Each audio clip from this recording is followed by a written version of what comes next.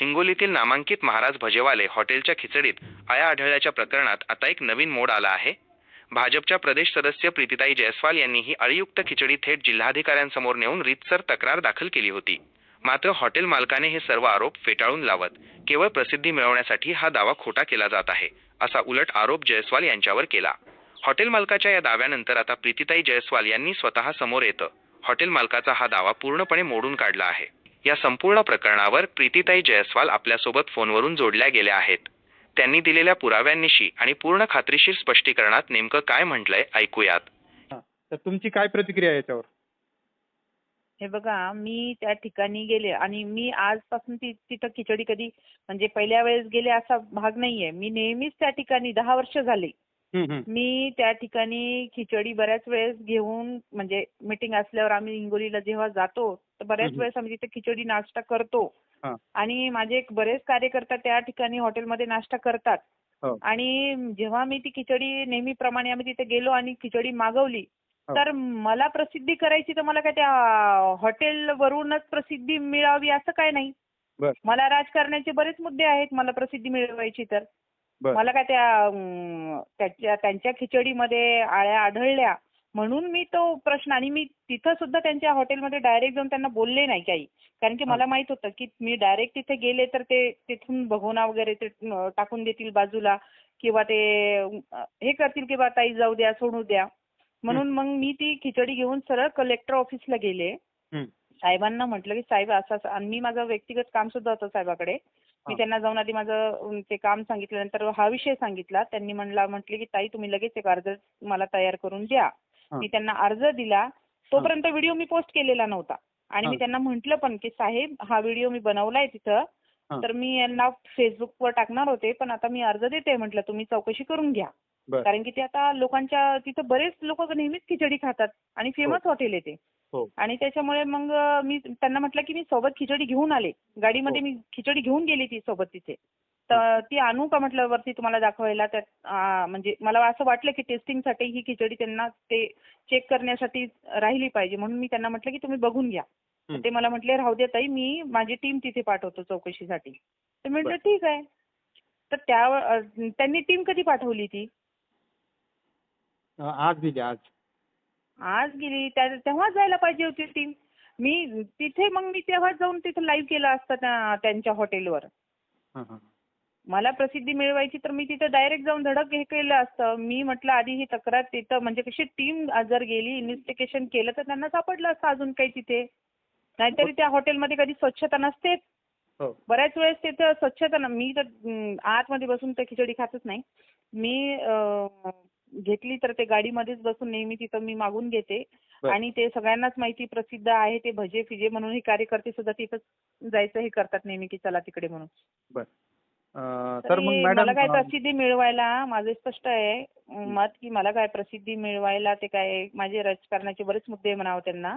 हे लोकांच्या मी सामाजिक कार्यकर्ते आणि लोकांच्या आरोग्याचा विषय आहे हा. आणि माझा एक काम करणारा मुलगा आहे माझ्याकडे गोविंद. काल त्यांनी तिथे आधी जाऊन भजे खाल्ले तर त्याला आज संडास उलट्या लागलेली आहे. तो मुलगा आज सुट्टीवर आहे माझ्या इथं आला नाही कामाला. त्याला काय दवाखान्यात वगैरे काय ऍडमिट केलेलं आहे का? आता तो गावाकडे टेंभुर्णीला राहतो. आज मला म्हटलं ताई मला सकाळपासून मला संडास उलट्या व्हायला मी येत नाही आज कामाला सुट्टी द्या. मी म्हटलं तू काल खाल्लं का तिथं म्हणे मी भजे खाल्ली होती. तर जिल्हाधिकारी साहेबांना जेव्हा तुम्ही ही तक्रार दिली तर जिल्हाधिकारी साहेबांनी आपणास काय आश्वासन दिलं किंवा मग काय सांगितलं की याच्यावर कारवाई? मला म्हटले ताई तुम्ही लगेच मला एक अर्ज द्या म्हणे इथे. मी तिथं लगेच अर्ज तिथं लिहून दिला त्यांना. एक कोरा कागद घेऊन तिथं लगेच अर्ज लिहून दिला आणि त्यांनी त्याच्यावर रिमार्क सुद्धा केलं आणि ते म्हटले की मी माझी टीम तिथे पाठवतो. पण ती टीम केव्हा गेली पाहिजे होती? तेव्हाच गेली पाहिजे होती. कारण की तिथून निघाल्यानंतर मी त्यांना विचारलं पण की हा मी व्हिडिओ बनवला. ते म्हटले पोस्ट करून टाका ताई त्याला फेसबुकला केलंच पाहिजे म्हणले. म्हणजे लोकांपर्यंत ही माहिती पोहोचली पाहिजे असं त्यांचंही मत होतं. म्हणून मी पोस्ट केला. तोपर्यंत मी पोस्ट केला सुद्धा नव्हता तो व्हिडिओ. पण अद्यापर्यंत काही कारवाई नाही. म्हणजे ते हॉटेल आतापर्यंत पण म्हणजे चालूच आहे आणि उघड चालू आहे. आणि यावर माझ्या याच्यावर लोकांनी मला कमेंट तर टाकल्याच, पण मला व्यक्तिगत लोकांनी सुद्धा सांगितलं की ताई आम्हाला बऱ्याच वेळेस इथं संडास उलट्या झालेल्या आहेत, त्या आमच्या तब्येती खराब झाल्यात तिथं खिचडी खाल्ल्यानंतर. हं. आता कसं आहे ना, तिथं टेस्टिंग पावडर आणि मला स्वतः एका न्यूज चॅनलवाल्यांनी सांगितलं की तिथं टेस्टिंग पावडर खूप मोठ्या प्रमाणात यूज होतो, त्याच्यामुळे लोकांची किडन्या सुद्धा निकामी झालेल्या आहेत. आता ह्याच्यावर कसं आहे ना, कोणी सामान्य लोक कशाला पडायचं या भानगडीत म्हणून कोणी बोलत नाही.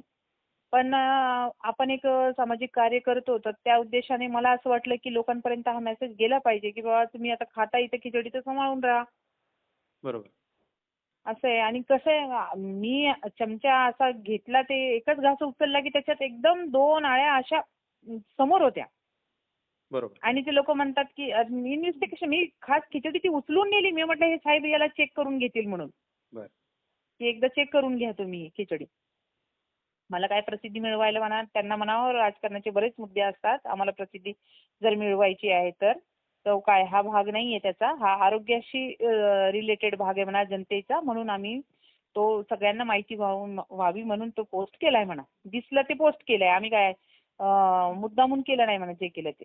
ठीक ठीक आहे. लोकांच्या प्रकृतीचा आणि लोकांच्या आरोग्याची जो प्रश्न आहे त्यामुळे हं. तुम्ही ते आणि व्हायरल केलेलं आहे आणि तुमची हं. सरळ प्रतिक्रिया आहे की याच्यामध्ये कुठलीही प्रसिद्धी किंवा हं. कुठलंही असं वैयक्तिक कारण नसून हे नाही. सरळ आम्ही सरळ आम्ही सामाजिक कार्यकर्ते आहोत, जागरूक नागरिक आहोत. त्या संदर्भामध्ये आम्ही हा विषय आम्हाला दिसला आणि तो लोकांच्या नजरेस पडावा आणि लोकांच्या आरोग्याचा प्रश्न असल्यामुळे तो मी लोकांपर्यंत पोहोचवला विषय. आणि तुमचा त्याची तक्रार मी रीतसर कलेक्टर ऑफिसला सुद्धा केलेली आहे. आता इन्व्हेस्टिगेशन त्यांनी करावं. त्या ठिकाणी आढळून येईल अस्वच्छता तर आहेच त्या हॉटेलमध्ये, तो पण मुद्दा टाका. बरं. तुमचा सरळ उद्देश होता की जर अशा आळ्या जर सापडत असतील अशा जर खाण्याच्या वस्तूमध्ये तर यांच्यावर कारवाई व्हायला पाहिजे. त्या उद्देशाने तुम्ही बिलकुल. जिल्हाधिकारी महोदयांना पण ती खिचडी नेऊन दाखवली. परंतु हो. अद्यापपर्यंत सर्रास त्या हॉटेलवर आता पण ग्राहक ते चालू आहेत, गर्दी हं. चालू आहे. खिचडी खातायत, हं. भजे लोकं नेतायत. आता आपण काय सांगाल की हे आता जर या असे जर प्रकरण होऊन जर ते हॉटेल चालू असेल, लोकं जर खात असतील तर आरोग्याच्या दृष्टिकोनानं शासनाचं आणि प्रशासनाचं यावर लक्ष आहे का नाही? एक तुम्ही एक सामाजिक किंवा मग एक कार्यकर्ते म्हणून तुमची नाही, प्रतिक्रिया काय आहे? आमचं म्हणणं आहे की तिथं कडक कारवाई त्या ठिकाणी तात्काळ झाली पाहिजे होती त्याच वेळेस.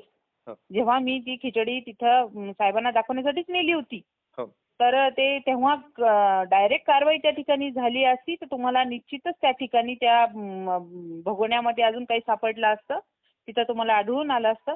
पण आता ते व्हिडिओ पडल्यानंतर तर ते सतर्क झाले ना ते लोकं. हां, हां. कारण की मी तिथून निघाल्यानंतर व्हिडिओ पोस्ट केलेला आहे. तर तोपर्यंत तो व्हायरल झाला व्हिडिओ. आणि बरं. मग ह्याच्यावर माझं हे म्हणणं आहे की जसं आज तुकाराम मुंडे साहेब एवढा कडक पवित्रा उचलून आज महाराष्ट्रामध्ये जिथे कुठे भेसळयुक्त अन्न पदार्थ विकल्या जातात अशा ठिकाणी त्यांची रेड पडते आणि मोठे मोठे हॉटेली त्यांनी बंद केल्यात.